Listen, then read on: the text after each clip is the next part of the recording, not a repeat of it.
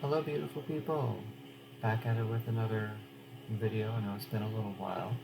Today's topic that I want to talk about, it's taken me a little bit of time to figure my notes out and everything, but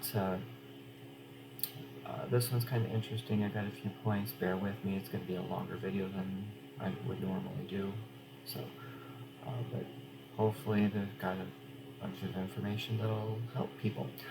Resilience and vulnerability. It's been on my mind for quite a while, second to, I would say, mindfulness. But anyway, get right into it. So first off, vulnerability. Something I've read quite a bit about in some of my studies. Vulnerability generally is about exposing oneself to harm or being open in the face of adversities, just putting yourself out there. In a way, on the opposite end of that spectrum, resilience, by Oxford definition, is the ability to cope with, process, and recover from stressful situations. Often seen as a very highly valued quality in people, because a certain level of resilience is just necessary for happiness and functionality in today's world. One's ability to either absorb, deflect stress through various coping mechanisms, you just kind of need it in today's world and all around us. Now, for resilience, this has been seen as different things in history and everything. To older generations, it was typically seen as or expressed as a get over it mindset. Now our newer generations, or younger generations, like millennials, Gen Y, or Gen Y and Z, they acknowledge the process, and I'm going to put myself in that I'm maybe considered an older millennial, but later younger Gen X, born in 77. Anyway, later generations acknowledge things as a process, stress and resilience as a process, and some may take longer to process things than others, which, okay, we get that. But we need a healthy combination of acknowledging that process, but we need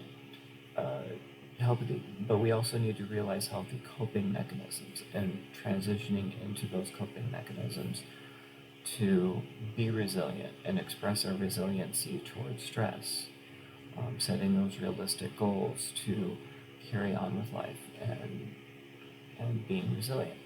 One of the things that I struggled with this topic was finding a crossroads between resilience and vulnerability.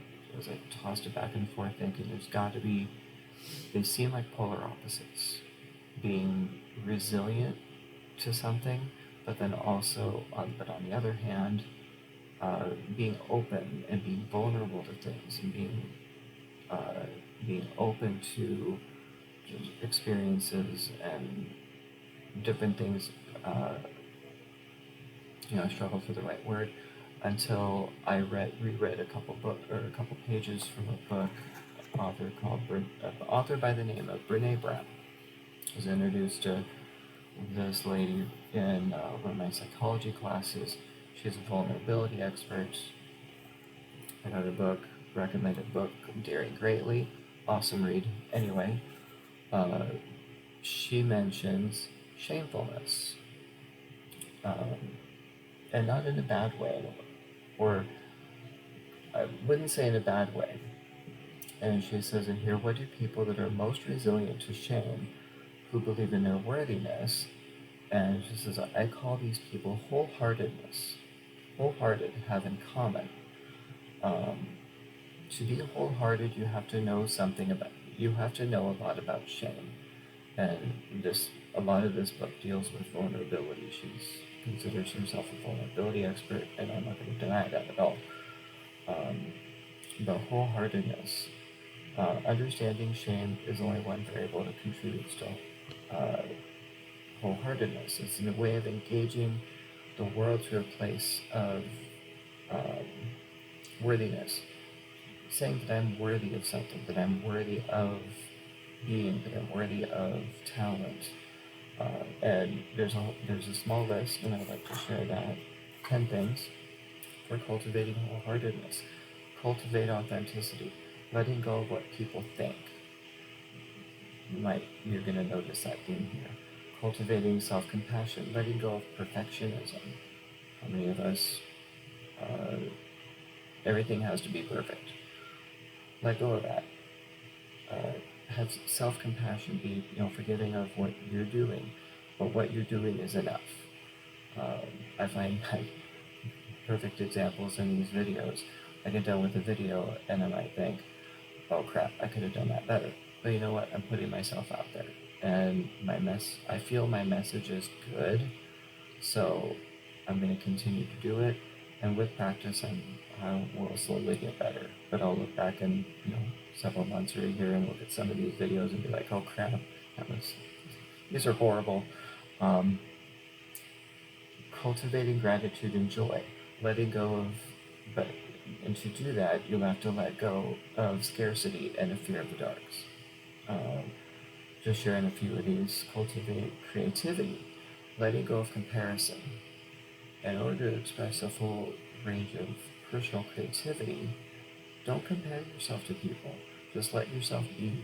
Let your creativity and your natural curiosity and just let it go. Just do what you want to do. Do what you're going to do.